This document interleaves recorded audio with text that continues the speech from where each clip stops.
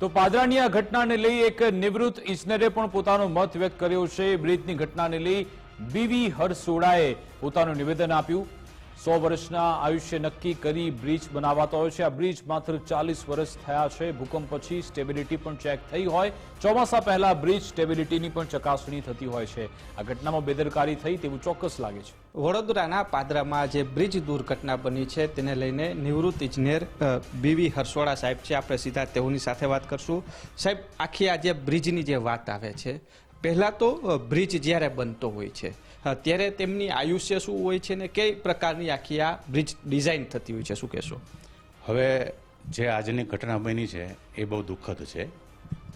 જે ઘટના બની છે એ ખૂબ જ દુઃખદ છે।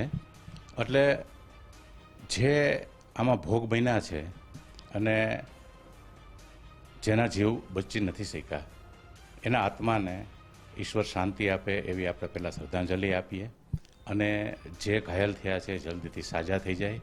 અત્યારે તમારા માધ્યમથી હું કહેવા માગું છું, આપણા બધાની ફરજ, મીડિયાની ફરજ, પબ્લિકની ફરજ, તંત્રને રાહત અને બચાવ કાર્યની અંદર એને સહકાર આપવાની છે, એની હું અપીલ કરું છું। અને હવે આપણે આપણા મુદ્દા ઉપર આવીએ। અત્યારે આપણે કોઈની ટીકા ટિપ્પણ ઉપર ન પડીએ, માત્ર પબ્લિકને આની જાણકારી મળી રહીએ એવા મુદ્દાની જ ચર્ચા કરીએ। કારણ અત્યારે આપણી ફરજ છે તંત્રને મદદ કરવાની, એની સાથે રહેવાની। તો બ્રિજ જનરલી 100 વર્ષની આયુષ ઉપર ડિઝાઇન કરવામાં આવતા હોય છે।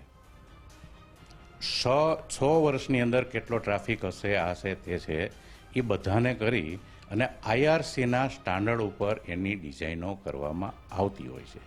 હવે 100 વર્ષથી ઓછી લાઈફ અમુક થાય, એના ઉપર ભૂકંપ આવી ગયા હોય, એનું મેન્ટેનન્સ બરોબર ના થયું હોય રેગ્યુલરલી, કે કોઈ ક્વોલિટીની કચાશ રહી ગઈ હોય તો લાઈફ સ્પાન થઈ શકે।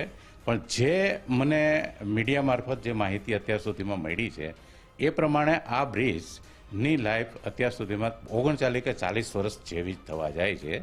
એટલે આ જે બ્રિજ બન્યો છે એ RCCની ટેકનોલોજીથી બનેલા બ્રિજ માટે 40 વર્ષ એટલે બહુ ઓછો સ્પાન કહેવાય। આને આપણે જર્જરિત થઈ ગયો હોય પણ બ્રિજ જર્જરિત થવો ન જોઈએ, એટલે લાઈફ સ્પાન ઘણો ઓછો છે। એટલે પ્રાથમિક દ્રષ્ટિએ તો જો જોઈએ તો આમાં મેન્ટેનન્સનો અભાવ, પૂરી એની સ્ટેબિલિટી ચેક ન થતી હોય, પિરિયોડિકલી મેન્ટેન કરવાનું હોય છે। માર્ગ મકાન વિભાગની અંદર અત્યારે કદાચ સ્ટાફની શોર્ટેજ હોય તો અધિકારી થર્ડ પાર્ટીને રોકતા હોય છે અને દર વર્ષે ઓછામાં ઓછો વર્ષમાં 2 વખત એનું ઇન્સ્પેક્શન કરવા ગયું છે। અત્યારે પ્રી મોન્સૂન ચેકિંગ થઈ ગયું હશે, વરસાદ ચોમાસું આવી ગયું એટલે મે મહિનાની આજુબાજુ એનું પ્રી મોન્સૂન ચેકિંગ એનું કરવાનું હોય છે। ત્યારના રિપોર્ટ હશે કે એમાં કોઈ ક્ષતિ માલુમ પડી હતી કે નહોતી।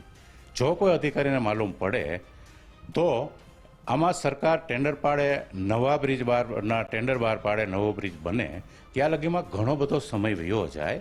તો અધિકારીની પહેલી ફરજ એ થાય છે કે આને ભારે વાહનો માટે કાં બંધ કરી દેવો જોઈએ અને કાં ઓલ્ટરનેટ રૂટ આપી અને આને બંધ કરી દેવો જોઈએ, કારણ કે તો આવી થાય। અમે અમારી સર્વિસ લાઈફ દરમિયાનમાં ઘણા આવા બ્રિજો છે, કારણ કે ટાઈમ જાય, ટેન્ડરમાં એસ્ટિમેટમાં ટાઈમ જાય તો એ ટાઈમ જેટલો જાય એ બ્રિજ એની રાહ ન જોવે।